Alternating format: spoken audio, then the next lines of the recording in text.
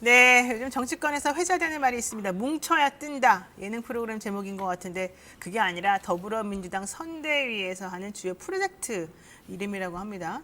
뭉쳐야 뜬다 시즌2 단장을 맡고 계시는 안민석 더불어민주당 의원 모시고 자세한 얘기 나누겠습니다. 어서 오세요, 의원님. 네, 반갑습니다. 안민석 의원입니다. 의원님은 제가 사실 실물을 처음 뵙는 것 같은데. 네, 실물이 어떤가요? 훨씬 더 젊어지시고. 그런 얘기 굉장히 많이 들어요. 아, 그래요? 네네. 화면을 좀 안 받으시고. 살을 한 10kg 가까이 뺐고요. 아. 네네. 그다음에 이제 실질적으로 저를 보는 분들은 과거 이제 국정농단 그 당시에 제 이미지가 굉장히 강렬한 이미지로 네네. 각인돼 있어서 실제로 보면은 아유 부드럽다, 잘생겼네요. 그런 얘기 참 많이 듣습니다. 잘생겼다고. 그렇게들 말씀들 하셔요. 네, 맞습니다. 화면보다. 네. 아, 그리고 되게 이렇게 웃으시는 모습이 너무 매력적이신데, 자, 이런 분하고 같이 방송하게 돼서 제가 아침부터 영광이고, 막 가슴이 콩닥콩닥. 저도 뵙고 싶었습니다. 네, 고맙습니다. 자, 지난 2018년 1월부터 동료 의원들하고 전국을 돌면서 토크 콘서트를 하시는가 봐요. 우리 의원님께서 뭉쳐야 뜬다, 뭐 이런 걸 하셨다고 들었는데, 요즘 시즌2까지 하셨다고 들었습니다. 이거 무슨 프로젝트입니까?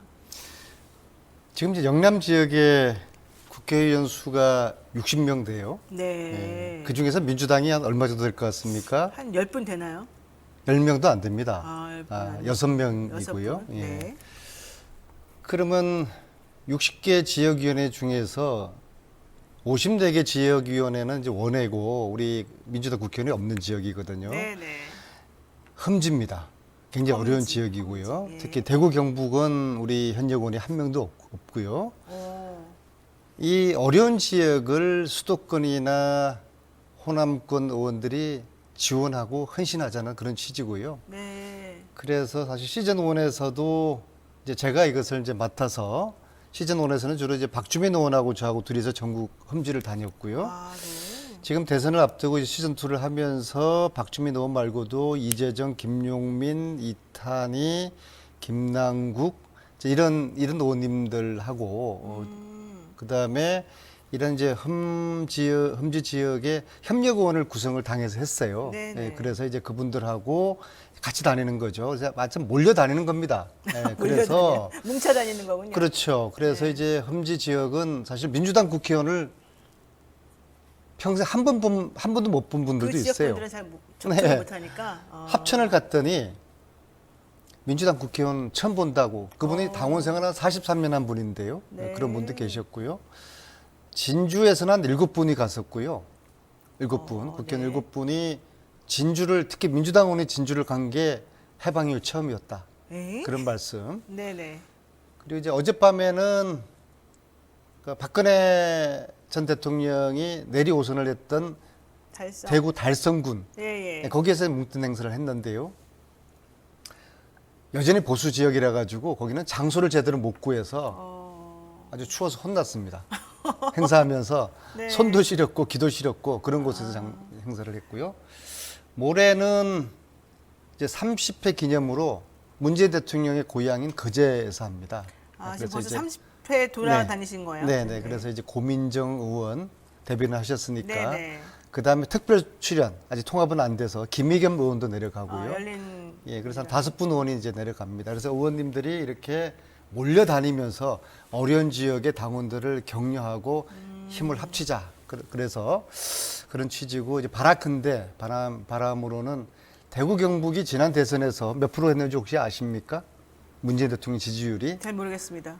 불과 21%밖에 못지를 못했어요. 그래도 생각보다 높네요. 아, 그렇습니까? 예. 근데 이제 이번에 대구 경북은 이재명 후보의 태어난 곳이고 일종의 준 홈그라운드이지 않습니까? 그렇죠. 이번에는 대구 경북에서 30% 이상을 받아야 되겠다. 그래서 이제 열심히 대구 경북과 TK, 그러니까 PK와 TK를 열심히 이제 지원하는 그런 의원들이 몰려다니면서 그러나 가능하면 재미있게 기존의 이제 어떤 정치인들의 행사 틀을 깨서 네네. 재미있게 그렇게 이제 한 2시간 정도 현지 당원들과 함께 꾸미는 그런 이제 새로운 정치 쇼라고 그럴까요? 네. 그렇습니다. 이준석 대표가 정치 쇼는 잘하는 건데 저희들이 이미 사실 그 정치 쇼를 예, 진작에 쭉 진행하고 있습니다. 네, 전유성님께서 다음 선거는 48%될 겁니다. 걱정하지 마십시오 이러고요. 천가지봉님 어제 대구에서 달성군에서 늦게 올라가셨는데 대단하십니다. 안민석 화이팅입니다. 이렇게 얘기하시고 진짜 안민석 의원님 지금 응원하시는 분들이 상당히 많습니다. 언행일치님도 그러시고 녹색마을님도 그러시고 자 좋습니다. 그렇게 이제 여기저기 정말 몸으로 뛰어다니시면서 체험을 지금 하고 계실 것 같은데 좀 분위기가 좀 좋아지고 있습니까? 그러면? 당원들은 굉장히 자신감이 있고요. 근데 이제 최근 며칠 사이에 이제 단일화에 대한 그러한 이제 우려. 안철수 그다음에 윤석열 그 후보들의 단일화. 네, 저는 실질적으로 지금 단일화 국면에 일정 정도 좀 들어가고 있다. 왜냐하면은 안철수, 윤석열도 단일화에 대한 적극적인 작업을 진행 이제 하게 되는 준비를 하고 있고요. 우리 지지자들 사이에서도 이제 관심이 또 국민들도 그렇고 단일화가 될까 말까. 근데 그래서 저희들에게 별로 좋은 건 아니라고 봅니다. 그렇죠. 네, 네. 자, 어쨌든 그래도 이렇게 젊고 의욕 있는 근데 사실 5선이나 하셨는데 5선 같지 않으시고 사실 되게 젊어 보이셔가지고 제가 조금 실제 제가 40살에 시작을 했어요. 한 번도 아, 떨어지지 않고 네. 위대한 저희 오산 시민들께서 부족한 정치인을 5번 만들어 주시면서 종처럼 머슴처럼 그렇게 부려먹고 계십니다. 굉장히 위대한 시민들이죠, 오산 시민들이. 네, 알겠습니다. 자, 우리 이제 본격적으로 얘기 한번 해보겠습니다. 요즘 지금 계속 논란이 되고 있는 게 바로 이 멸치와 콩 퍼포먼스 아니겠습니까? 뭐 정용진 부회장 뭐 그래서 주가도 떨어졌다고 하는데 그분이야 그렇다고 치고 윤석열 후보하고 나경원 전 의원 등은 왜 여기에 지금 같이 동참하면서 이러는 걸까요? 이거 어떻게 보세요? 저는 먼저 정용진 부회장. 부회장의 이제 멸공이 지금 이 사건의 상황을 단초죠. 보면서 우선 좀 깜짝 놀랐어요. 네. 정용진 부회장이 체격이 좋지 않습니까? 키도 한 180 가까이 되고요. 네. 덩치가 좋지 않습니까? 그래서 멸공 이야기를 하길래 저분이 뭐 특수부대 출신인가 보다. 네. 해병대 정도는 나왔나 보다. 근데 군대를 면제를 면제를 했더라고요. 네. 이건 좀 추적을 한번 해봐야 될 것 같아요. 그 건장한 체격의 청년이 당시에 네. 어떻게 해서 면제를 받았을까? 저 같은 경우에는 미국에서 박사를 받고 결혼하고 애까지 있는데도 제 집사람이 재미교포거든요. 네. 그래서 이제 군대를 안 갈 수도 있었는데 도저히 안 되겠더라고요. 대한민국 남자가 그래도 군대를 가는 국방 의무를 다해야 된다 해서 미국에서 박사 받고 애까지 있는 상태에서 미국에서 들어와서 군대 생활을 마쳤어요. 그런 저 같은 사람 볼 때는 네. 군대도 안 갔던 사람이 멸공을 외친다는 게 상당히 불편합니다. 그런 면에서 굉장히 제가 첫 번째 놀랐고요.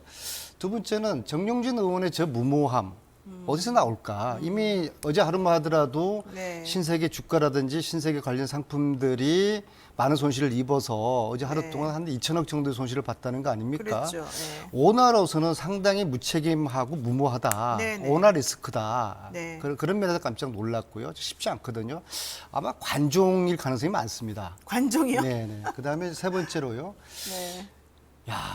아무리 이제 재벌과 보수 정당의 한 몸이라고 하지만 정용진의 볼을 윤석열 후보가 받아치는 그리고 줄줄이 네. 국힘 의원들이 멸공 릴레이를 하는 저 모습을 보면서 역시 재벌과 국힘은 한 몸이구나. 우리가 이런 식으로 표현하거든요. 손가락 저를 향해서 그렇게 표현하시는 욕이 아니라 이렇게 이제 이렇게 재벌과 보수 정당 외국에서도 미국도 마찬가지입니다. 네, 그래서 한 몸이구나. 이제 그걸 제가 지금 느끼고 있죠. 근데 왜 그럴까? 왜 그럴까? 네, 원하는 게 정확히 뭐예요? 네. 하고 싶은 게. 전용진 부회장 같은 경우에는 본인 스스로가 상당히 어떤 보수화된, 극우화된 그런 사고를 가지고 있기 때문에 이제 자연스럽게 이제 나왔을 것 같아요. 근데 윤석열 후보는 왜 그럴까? 제가 볼 때는, 청년들의 표심을 자극하고 잡으려는 그렇죠. 이 정용진의 배경을 보면은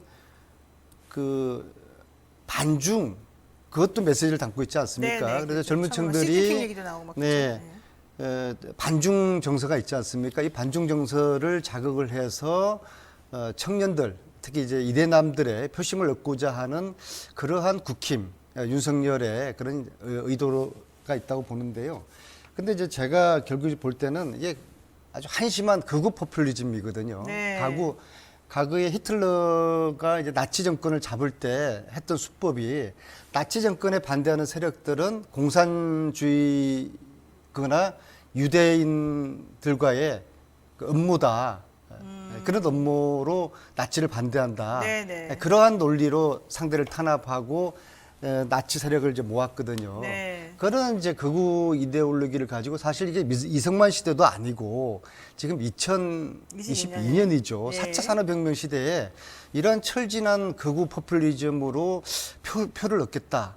이건 정말 저는 한심한 헛발질이라고 저는 봅니다. 그러니까 잃는 게 더 많을 것 같은데 어쨌든 근데 정용진 부회장은 이렇게 말하더만요. 예. 뭐 일단 코리아 디스카운트 때문에 내가 그럴 수밖에 없다. 또 하나는 군대 안 갔으면 말도 하지 말라는 말은 요리사 자격증이 없으면 입 닫고 드시기만 하라는 뜻이냐 이러면서 좀 화를 냈습니다. 그러면서 어쨌든 멸공 언급은 이제 그만한다. 주가가 분단의 고통을 받지 않는 한반도 국민들이 누가 있겠습니까? 남이나 북이나. 그러니까요. 네. 뭐 에이. 자기만 봤나요? 저는 여기서 좀 약간 이거는 변명이 좀 너무 좀 그런 변명이라고 그래서 생각했어요. 근데 예. 이제 참 일단 이제 집토끼를 결집하는 효과는 있을 거예요. 그러나 확장력은 없는 헛발질이다. 그렇죠. 저렇게 봅니다. 근데 김의겸 의원이 또 이런 얘기를 하더라고요. 라이벌 이재용 부회장을 구속한 윤석열에 대한 동질감 때문에 이렇게 정영진 부회장과 윤석열 후보가 서로 간에 손을 잡는 거 아닙니까? 이러던데 맞습니까? 워낙 본질적으로요. 우리 이제 자본주의 사회에서 네. 이 기업 재벌과 네. 보수 야당과 네. 그다음에 대형 교회와 그다음에 검찰과 언론은 네. 이게 한 몸이에요. 아, 그래요? 예, 그렇습니다. 그래서 이제 그 지배적 그 기득권 체제를 유지를 하고 자기네끼리 기득권 네. 이렇게 형성하는 그것을 이제 거죠? 받쳐주는 이데올로기가 이제 반공 이데올로기였죠. 아. 근데 지금은 이제 반공 이데올로기 시대는 갔는데 네. 이제 철진한 관을 붙잡고서 어떻게 한번 해보려고 이 이제 거대한 세력들이 보수 언론도 계속 이걸 이제 확대 재생산해주고 있지 않습니까? 그렇죠. 이제 네. 그런 양상이 이번 대선에서 극명하게 드러나는 것이죠. 근데 이건 정말 어리석은 전략 같아서 이거는 뭐 옛날에 그 술 먹고 막걸리 먹고 고무신 사주던 그때의 전략 같아서 저는 매우 부적절하다고 보는데 뭐 이기면 또 장땡이니까 장땡이란 말 해도 되는지 모르겠습니다. 자 보죠 누가 이기는지. 자 그다음에 여가부 폐지 논란도 사실은 상당히 놀랐는데 이거 너무 무책임한 발언 아닙니까 솔직히? 대안도 없이 폐지 주장만 하는 거는 네. 대통령 후보로서는 무책임한 것이죠. 여가부가 뭐 욕을 먹는 측면도 있지만은 뭐 여성 차별 정책뿐만 아니라 청소년 정책이라든지 네, 가족 가족 관련 문제, 문제. 저출산 대책 이런 네. 것들을 국가적인 아젠다를 다루는 곳이거든요. 그런데 뭐 문제가 있는 부분은 이재명 후보 같은 경우에는 여성가족부 말고 평등가족부로 하자. 네, 고치면서. 그렇게 지금 뭐 네. 주장하고 계신데요.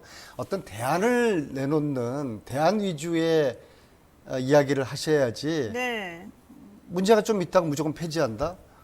뭐 대통령도 문제가 좀 있고 국민들이 이거 좀 불만 있으면 대통령도 없애버리고 국회의원도 뭐 저희들 욕 무지 먹지 않습니까? 국회의원도 마음에 안 든다고 국회의원제도 없애고 네. 뭐 시장, 군수, 시의원, 도의원 뭐 조금 전 일각에서 부패하고 뭐 부정비리 있다고 그래가지고 이런 제도 없애고 네. 이런 식으로 사고하는 건 상당히 위험한 발상이죠. 대통령 후보로서 해야 될 일은 아니라고 생각합니다. 그런데 어쨌든 경선할 때 그분이 이제 보여줬던 또 이 정책 여가부 관련된 정책하고 또 조금 결이 달라졌어요. 사실은 그때는 폐지까지는 주장하지 않았었잖아요. 근데 이렇게 그냥 아주 극단적인 방법으로 한 줄 딱 내놓고서는 치고 빠지는 방식으로 하는 거는 왜 그럽니까? 이게 그냥 젊은 세대들한테 소구하고 싶다 이런 뜻입니까? 일단 그분은 제가 이제 이번에 이틀 동안 이제 대구 경북을 돌고 왔거든요. 네. 영천, 포항, 아까 말씀드린 달성. 달성 여기를 네. 돌고 왔는데 제가 거의 한 달 만에 다시 대구 경북을 갔는데요. 공통된 이야기가 대구 경북에서 네. 무식한 사람은 싫습니다. 아, 그렇게 직설적으로 말해요? 저런 사람이 무식하다고? 어째 대통령 하겠습니까? 안 됩니다, 의원님. 아. 그런 말씀들을 하세요. 아, 네. 그러니까 이제 본인의 준비가 부족하고 실력이 부족하고 논리가 부족하니까 이렇게 짤막한 그리고 길게 이제 말하면 안 되니까? 네. 그다음에 멸콩 이런 이제 짤방 짤방. 이런 것으로 사람들의 어떤 정서를 자극하고 어떤 말초적인 그러한 일종의 공약은 공약인데 나름대로 이제 여러 고민 끝에 이런 식으로 전략을 띄웠을 겁니다. 왜냐하면은 설명을 세 문장 이상 설명이 안 되니까. 네. 네. 그래서 그런 거다. 이거는 어쩔 수 없는 능력 때문이다. 그분의 능력 탓이다. 네, 알겠습니다. 자, 그런데 이게 어쩌면은 이재명 후보가 그 닷페이스라고 하는 그 페미 관련된 유튜브에 출연한 것 때문에 일부러 반대적으로 좀 행보를 보이는 거다라는 것도 있던데요. 그러면 이재명 후보가 이 페미 관련해서 그냥 다른 의견도 들어봐야 된다라고 하면서 사실 출연하신 거잖아요.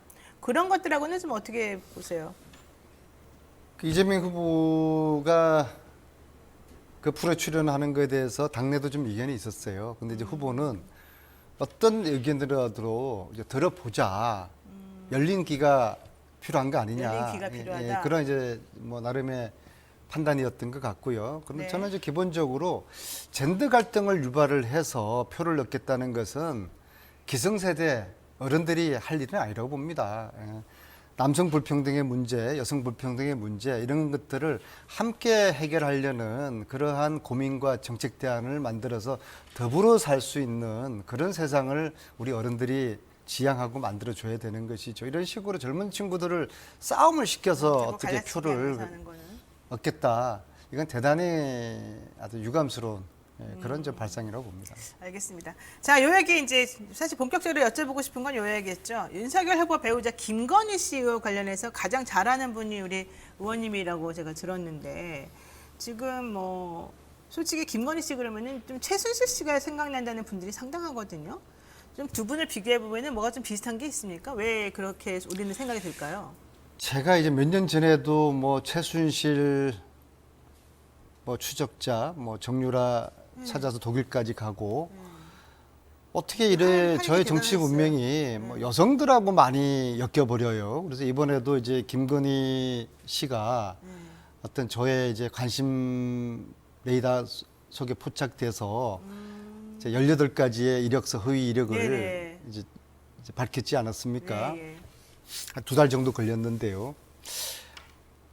아마 최순실 씨는 저만큼 많이 아는 언론인이나 정치인이 없을 거예요. 그렇죠. 예. 그리고 김건희 씨를 파면서 파면 팔수록 최순실, 김건희 두 사람의 이미지가 굉장히 오버랩돼요. 그러니까요. 그렇다고 그러더라고요. 얼굴도 고치고 이름도 고치고 뭐 최순실 씨도 상당히 인생을 남들을 속이는 인생. 김건희 씨도 이제 가짜 인생 그렇게 살아온 거 아닙니까? 네. 그러한 두 사람의 그러한 가짜 인생의 패턴은 엄마들로부터 최순실 씨는 임선희 씨는 명동의 유명한 사채업자였거든요. 아, 사채업자라고. 야, 세상에 양심이고 실력이 그런 게 어딨냐. 돈이 최고다. 그럼요. 돈이 책이고 성공하기 위해 가지는 수단과 방법 가리지 않아야 된다.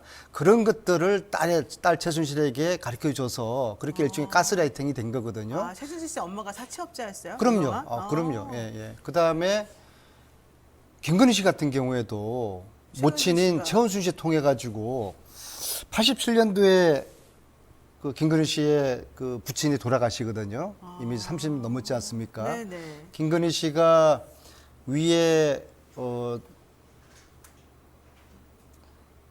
언니 하나 있고 오빠도 또, 있죠. 남자 형제 둘 이남 이녀로 알고 있는데요. 아마 맞을 겁니다. 근데 이제 아버지 없이 이 모진 세상, 험한 세상을 살아가고 나름대로 또 최원순 씨가 수완이 굉장히 있는 것 같아요. 포장마차부터 시작했다 그러더라고요. 뭐 모텔도 그 엄마가. 했고요. 네. 양평 쪽에서. 나중에, 예. 그래서 아마 딸에게 야 돈이 최고다. 최순실 씨하고 비슷하게 교육을 받아왔을 온 것 같아요. 수단과 방법 가리지 마라. 그러니까 그렇게 가스라이팅이 엄마한테 되었고, 그러니까 대학교 1학년 때부터 가짜 대학생 뭐 단대 들어가지도 않은 단대 들어갔다고 91년도에 그다음 재수해서 경기대 들어간 거 아니에요. 그래서 20대부터 쭉 살아온 인생이 자기를 포장하고 어떤 경우는 일종의 허언증도 있고 거짓말을 100번 하다 보면 그게 사실이 돼요. 본인이 서울대학교 경영대학원 나오지도 않았는데 그렇게 나왔다고 이력서 쓰고 본인 스스로가 꿈에서도 꿈을 꾸면요. 본인 스스로가 서울대 MBA 과정 나온 걸로 생각을 착각할 자기가 수가 있어요. 믿어버리는 그게 거죠? 허언증이거든요. 예? 그다음에 하지도 않은 교사, 그거는 법 위반입니다. 초중등 교사법에 강사를 교사로 쓰면은 초중등 교육법에 위반되는 거고요. 네. 그다음에 고등교육법에는 겸임 교수를 부교수로 쓰면은 그것도 아니. 법 위반이에요. 그런 식으로 이력서에 10년 이상 동안을 계속적으로 자기 부풀리게 하고 가짜 이력서를 쓰다 보니까 스스로가 나 부교수야? 나 교사했어? 서울대학교 대학원 나왔어? 그런 식으로 스스로가 셀프 가스라이팅이 된 그런 사례가 셀프 아닐까. 가스레이팅. 네, 저는 그렇게 보고 있고, 그래서 그러한 김건희 씨의 삶과 가짜 인생과 최순실 씨의 그런 인생이 저는 상당 부분 오버랩되는 부분이 많고, 그 다음에 김건희 씨가 대국민 사과를 하면서 뭐 대국민 사과인지 아니면 남편에 대한 사과인지는 모르겠으나 청와대 가게 되면은 부인으로서 삶만 충실하다고 이야기했잖아요. 네네. 저는 그 부분을 굉장히 유심히 봤어요. 왜요? 왜냐하면은 그러면은 부인 말고 또 다른 삶을 구상하고 있었나? 어이? 청와대에서 비선실세로서의 그런 삶을 구상하고 있었나? 최순실 씨도 비선실세였지 않습니까? 청와대 그래, 들어가가지고 매주 주말마다 문고리 3인방하고 국정을 논의하고 의사 결정을 하고, 그래서 국정농단 터진 거 아니겠습니까? 네. 근데 김건희 씨 같은 경우는 실제로 이제 청와대 안방 주인이 되어서 실제로 이 비선 실세의 역할을, 합법적인 비선 실세의 역할을 국민들에게 세금 받고 제2부속실에서 그 역할을 하겠다는 그런 구상을 하고 있지 않았을까. 그래서 이번 기회에 대국민 사과를 하면서 저는 부인 역할만 하겠습니다. 비선 실세 이런 역할은 하지 않을게요. 그런 자기 고백을, 자기 독백을 하지 않았을까. 그러니까 그런 저는 좀 의심을 제가 가지고. 좀 정리해 보면 비슷하다 둘이 최순실 씨하고 김건희 씨가 비슷한 것으로 생각이 드신다. 왜냐하면 성장 과정에서 그들이 지향하는 지향점이 조금 같은 것 같다. 두 번째로는 그들이 생각하는 그 지향점이 현실하고 맞지 않기 때문에 계속해서 거짓말이나 허언이나 이런 것들로 자기 자신을 포장하는 데 익숙해져 왔었다. 세 번째로는 어쨌든 간에 그 가장 권력을 가진 사람에게 영향력을 행사하는 방식으로 본인이 인생을 좀 좌지우지하려는 그런 것 같다. 노 변호사님 정리를, 별명을 제가 노정리라고 해드릴게요. 써머리를 굉장히 잘하시네요. 네. 근데 이제 오늘 아침에도 오늘 노영희 변호사 만나러 방송하러 간다 보니까 제 집사람이 예. 이제 여자 얘기하지 마라, 김건희 이야기하지 마라. 지난번에 당신 최순실하고도 이렇게 싸우다가 그 이후로 제가 국정농단 그 이후로 고소고발을 13건을 당했거든요. 근데 다 해결하셨잖아요. 태극기 부대로부터 아직 남아 있습니다. 최순실로부터 고소당한 건 지금 하나 아직 남아 있고요. 남아있군요. 그럼요. 예. 그래서 이제 오늘도 김건희 이야기하지 말라고 하는데, 그래서 제 집사람한테 이렇게 이야기합니다. 내가 최순실하고 싸우는 거 아니고 김건희하고 싸우는 게 아니라 진실을 국민들에게 알려야 되는, 이건 한 그럼요. 정치인의 국민에 대한 도리다. 그럼요. 그래서 제 집사람한테 그런 좀 양해를 구했는데요. 김건희 씨 같은 경우 그것도 마찬가지입니다. 대통령의 배우자지 않습니까? 네네, 만약에 그것을 된다면. 영부인으로 하든 여사로 부르든지 간에 한 나라의 국격이 걸려 있는 문제예요. 국민들로서는 품격 있고 국민들이 존경하고 인정할 만한 사람을 대통령의 영부인으로 하고 싶겠죠, 우리는. 3호로 우리가 모시고 싶은 거 그렇죠. 아니겠습니까? 네, 그건 네. 국민들이 알 권리를 우리 국모인데 말하자면. 위해서 제가 할 수 있는 그 진실을 말씀드리는 것이죠. 이런 일이 있었어요. 19년 6월인데요. 네. 제가 당시에 국회 문화체육관광위원장이었어요. 네. 어느 전시회를 와달라는 요청을 네. 받았어요. 모 언론사가, 겉으로는 모 언론사가 주최를 했고, 나중에 실질적으로 그게 코바나 콘텐츠였는데요. 19년 6월이었으면 언제였습니까? 윤석열 검찰총장 임명 발표되기 바로 며칠 전이에요. 예. 딱 갔더니 뭐 야수판가 뭐 그런 그 기획전을 그 유럽에서 굉장히 아주 훌륭한 작품들을 가지고 와서 전시를 광화문에서 하는데, 거기에 그 전시회를 겉으로 주최했던 언론사 대표가 저한테 한 여성분을 소개시켜 주는 거예요. 네. 이분이 서울중앙지검장의 부인입니다. 그래서 저는 종종 인사를 했어요. 네. 그분이 김건희 씨였어요. 그리고 대기업 협찬이 한 20군데 가까이 돼요. 뭐 어마어마하더라고요. 어마어마하네. 순간적으로 이게 뭐야 이게? 왜 자기 그 남편이 서울중앙지검장이라는 걸 왜 팔고 다니지? 굉장히 좀 기분이 불편했어요. 그리고 이 협찬사들 뭐야? 서울중앙지검장의 부인이 하는 행사기 때문에 줄 서는 거 아니야? 네, 그렇다 네, 생각이 그렇죠, 들었는데 그렇죠. 그로부터 며칠 후에 검찰총장 임명 발표가 나더라고요. 이미 협찬한 대는 알았겠죠. 대기업의 정보력이 대단하지 않습니까?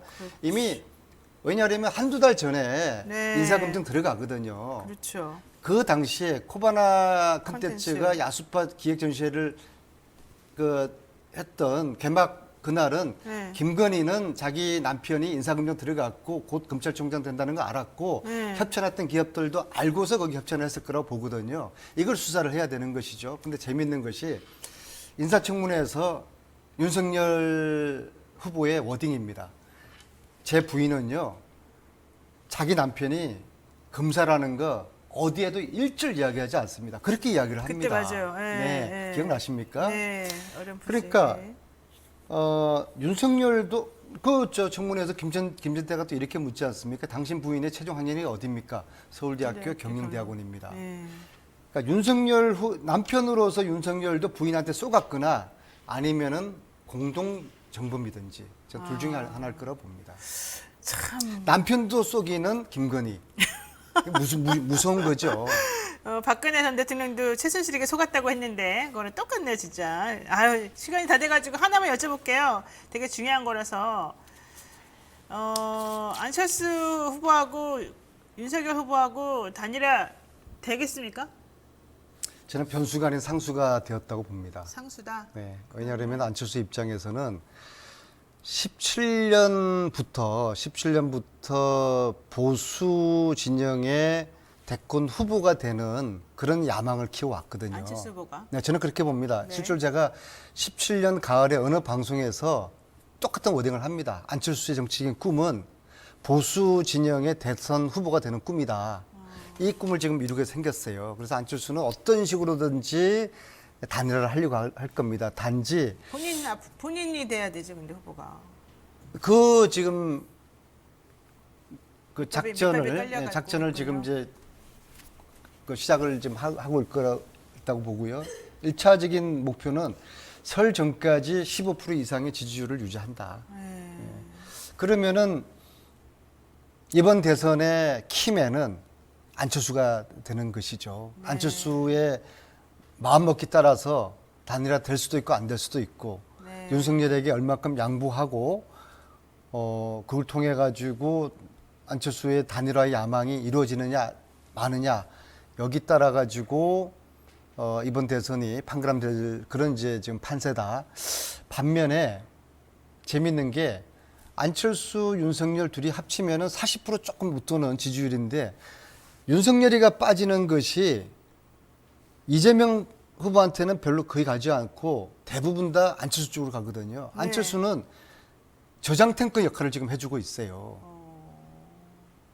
만약에 또 안철수 쪽에서 좀 빠지면 별로 그러지는 않을 거라고 보는데 빠진다 할지라도 이것이 이재명 쪽으로 가는 게 아니라 또다시 윤석열 쪽으로 다시 흘러 들어가는 네. 그 양쪽이 서로의 어떤 보완제 아니면 제로섬 게임을 하고 있는 그런 이제 형태이기 때문에 네. 자, 이럴수록 어떻게 되느냐 이재명 후보가 유능하지 않습니까? 일 잘하지 않습니까? 그래서 차기 대통령으로서 일 잘하고 국민들에게 어떤 비전과 능력 있는 그런 후보로의 이미지 테니스에서 농구 게임으로 전환을 해야 됩니다. 테니스 네. 같은 경우에는 네. 상대 에러로서 포인트를 얻을 수 있는 게임이거든요. 네, 네. 더 이상 테니스에 대한 기대를 하지 말고 농구는 뭐냐? 상대가 에러를 하더라도 자기가 포인트를 얻지를 그렇죠. 못해요. 오로지 자기가 슛을 쏴야지 포인트를 얻는 거거든요. 네, 이제는 네. 이재명이 본격적으로 농구 플레이어로서 본인의 실력으로 본인의 국민들에게 득점을 차곡차곡. 따박따박 포인트를 얻어서 네. 구정 설 전까지 40%까지 올라가서 지금 박스권을 깨야 된다. 저는 그렇게 알겠습니다. 자, 포스트 이재명 경기도지사 뭐 하시겠죠? 나가시겠죠? 경기도지사요? 네. 여론조사가 지금 계속해서 1등이 나와서요. 그런 네. 질문을 많이 받는데 네. 저는 다 넣고 이번 대선이 국민들의 운명, 역사의 운명뿐만 아니라 저 개인의 운명도 좀 달려 있습니다. 윤석열 후보가 대통령이 되면은 저는 감옥 갈 각오를 하고 있습니다. 그래서 대통령 선거를 이겨야 된다. 알겠습니다. 그것이 지상 최대의 제 과제입니다. 우리 안 의원님을 위해서라도 꼭 이재명 후보가 되기를 기도해야 되겠네요. 제가 감옥 가지 않도록. 제가 감옥 가면요, 국정농단의 그 역사, 그것이 다 흔들려 버리는 저 개인의 문제가 아니라 역사의 문제고 국민들 자존심의 문제입니다. 네, 알겠습니다. 잘 되시길 바라겠습니다. 네, 오늘 인터뷰 여기까지 하겠습니다. 고맙습니다. 네, 감사합니다.